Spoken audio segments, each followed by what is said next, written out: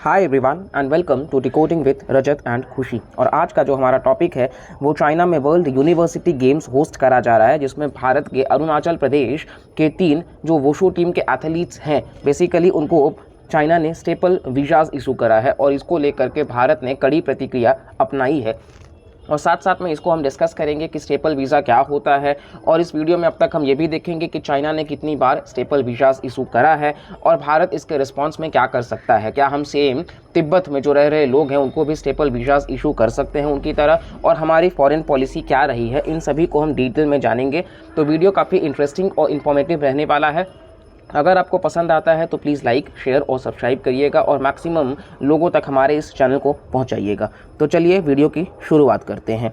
तो बेसिकली आप देखेंगे तो चाइना ने होस्ट करा है वर्ल्ड यूनिवर्सिटी गेम्स, और वहाँ पे एक मार्शल आर्ट की टीम जो भारत से है, जो वुशु टीम में पार्टिसिपेट करने वाले थे, उसमें 8 सदस्यों की टीम में 3 जो अरुणाचल प्रदेश से हैं उनको स्टेपल वीज़ाज जारी करा गया।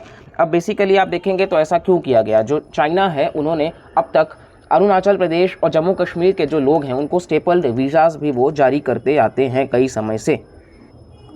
चाइना दरअसल अरुणाचल प्रदेश को और जम्मू कश्मीर को अपना ही पार्ट मानता है। अरुणाचल प्रदेश को वो साउथ तिब्बत का पार्ट मानते हैं, जबकि एंटायर वर्ल्ड जो है वो इसको भारत का ही हिस्सा रिकॉग्नाइज करता है। अब तक हमने ऐप कई सारे बैन्स कर दिए हैं, ट्रेड रिस्ट्रिक्शंस भी लगाया है, लेकिन स्टिल चाइना जो है वो मानने को तैयार नहीं है। यहाँ पर आप देखेंगे तो कांग्रेस के मिनिस्टर शशि थरूर साहब ने भी कहा है कि एनफ इज़ एनफ, और अब हम अपने स्पोर्ट्स पर्सन को फ्रस्ट्रेट नहीं कर सकते हैं और हर अरुणाचली जो है उसको आप चाइनीज़ वीज़ा नहीं दे सकते हो। इस वजह से हमें भी स्टेपल वीज़ाज इशू करना चाहिए जो तिब्बत में रह रहे लोग हैं, और इस चीज़ को हमको कंटिन्यू करना चाहिए। इसी के साथ साथ में भारत का आप देखेंगे तो एक्सटर्नल अफेयर्स मिनिस्ट्री के जो स्पोक्स पर्सन हैं अरिंदम बागची, उन्होंने भी कहा है कि ये अनएक्सेप्टेबल है, और इसको लेकर के उन्होंने चाइनीज़ एम्बेसडर को समन करके भी जताया है। साथ साथ में हम इस वीडियो में स्टेपल्ड वीज़ा के बारे में भी जानेंगे। तो स्टेपल्ड वीज़ा क्या होता है, बेसिकली ये रेगुलर वीज़ा से अलग होता है।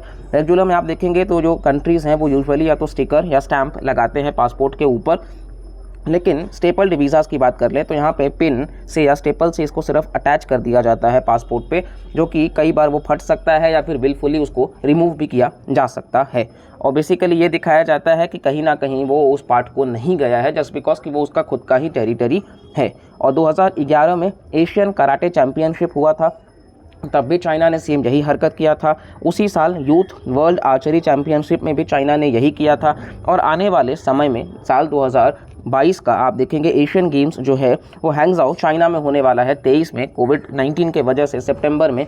तो उसमें भी बताया जा रहा है कि कहीं ना कहीं चाइना में ही होस्ट करा जाएगा। तो भारत ने इसको लेकर के पहले से अलर्ट दिया है कि आप इस प्रकार से हरकत वहाँ पर भी मत करिएगा। लेकिन हम बाकी चीज़ों को जानते हैं, जैसे कि आप देखेंगे ये भारत और चाइना का मैप है। अक्साई चीन जो कि आप देखेंगे कि ये है तो भारत का, लेकिन इसको चाइना एडमिनिस्टर कर रहा है। इसी के साथ साथ में आप देखेंगे अरुणाचल प्रदेश का आप मैप देखेंगे तो ये बेसिकली वो साउथ तिब्बत का पार्ट मानते हैं। यहाँ तक कि उन्होंने LAC जो है भारत और चाइना के बीच में लाइन ऑफ एक्चुअल कंट्रोल, उसको भी कभी भी बॉर्डर डिमार्केशन नहीं माना है। यहाँ तक कि हमारी फॉरेन पॉलिसी भी जो है वो नेहरू जी से लेकर के कहीं ना कहीं अटल बिहारी वाजपेयी तक, तो हमने चीज़ों को बहुत ज़्यादा क्लियर नहीं रखा है। हमने कई बार चाइना का आप देखेंगे तो तिब्बत वगैरह को भी, मतलब जिस तरीके से वो एनेक्स किए, हमने कभी उसका प्रोटेस्ट नहीं किया। ताइवान को लेकर के हमें इस चीज़ को लेकर के अलर्ट रहना चाहिए। ये अगेन आप मैप देख सकते हैं कि इस तरीके से नॉर्थ ईस्ट हमारे लिए बहुत इंपॉर्टेंट है, कि सिक्किम के सिलीगुड़ी से ही हम जुड़े हुए हैं। सिर्फ चिकन नेक कॉरिडोर आप देखेंगे बेसिकली कि वहाँ से ही हम जुड़े हुए हैं, और अगर वहाँ पर भी क्लैशेस होंगे तो नॉर्थ ईस्ट कितना ज़्यादा फ्रेजाइल है, जिसको लेकर के करंट गवर्नमेंट जो है वो काफ़ी लेवल पे हम ट्रांसफॉर्मेशन ला रहे हैं।